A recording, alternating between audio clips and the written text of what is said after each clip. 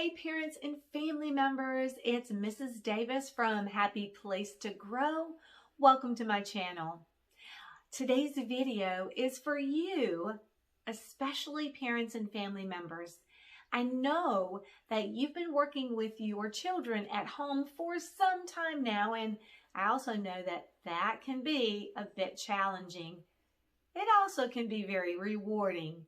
Today's video is going to focus on reading at home because that is an important skill for young learners. So I want to bring to you today 4 quick tips to get you started in your journey reading at home. We know that reading is so foundational, so essential, and when we get started in this skill, and we're working on it, we want to partner up. At home and at school, we want to be on the same page. So here we go. Let's get started. Tip number 1. When you're at home reading, you want to make sure that you create a really nice reading environment. Yeah, that's right, a great reading space. Remember to have some good lighting available. And the space should be comfortable but not casual. Remember, you are working on one of the most essential skills that we need as learners. That's reading. So it's comfortable but not casual because we're serious with our reading practice. And don't forget to make it a really quiet space. No distractions, no TV, no radio, no siblings, and of course, it's going to be hard to keep those pets away, but keep it really distraction-free. Okay, tip number 2, gather all your reading materials before you get started.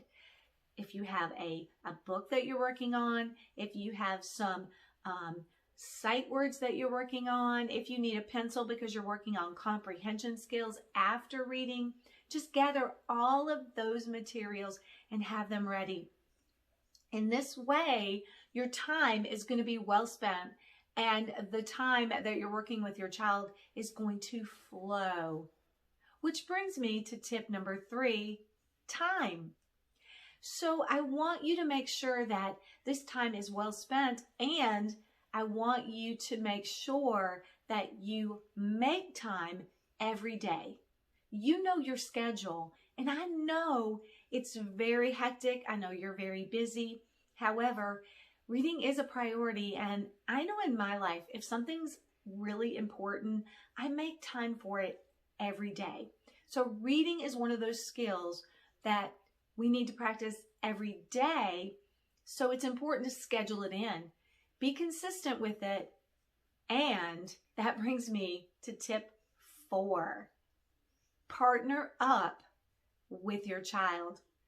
You're going to need to include yourself in that time that you've just created for reading.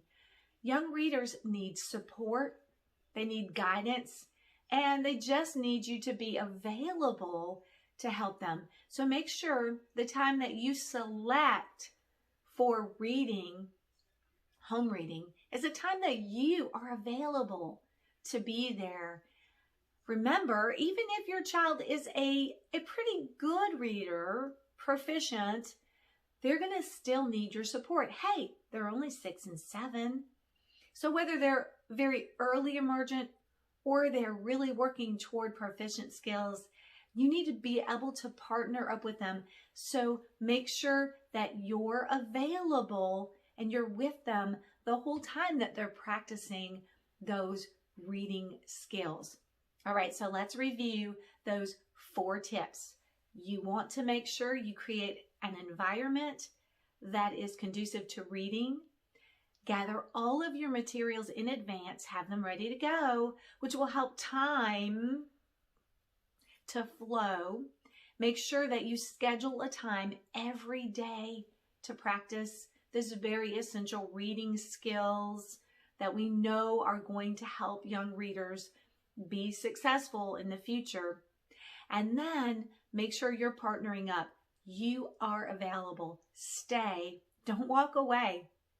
All right, parents, that's going to do it for this part. I'm going to call this part 1 of our reading at home video. In video 2, I'm going to just walk you through how I work with my students every day in the area of reading. I'm going to give you a good model so that when you're at home, you can do it the same way. You know, if we're on the same page and we're consistently giving the students the same message, they're definitely going to be more successful. So in video 2, I'm going to show you exactly how to practice those really important reading skills. Okay, parents, that's it for now. Remember that you've got this, and as always, until our next reading video, have a good one.